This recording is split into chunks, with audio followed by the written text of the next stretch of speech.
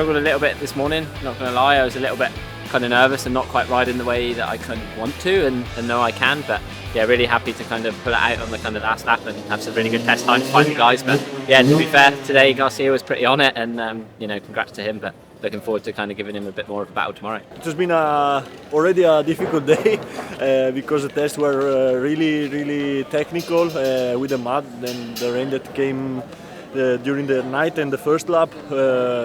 Get the test really technical. But I'm quite happy with my riding.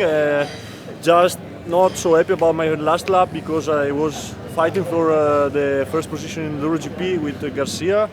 And I entered the last lap trying to push, but I crashed in cross test and then on the road test, and then also in the extreme I got almost stuck. So not a really good last lap, and we try again tomorrow.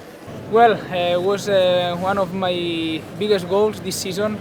Start the season pushing, taking the victory on the first stage.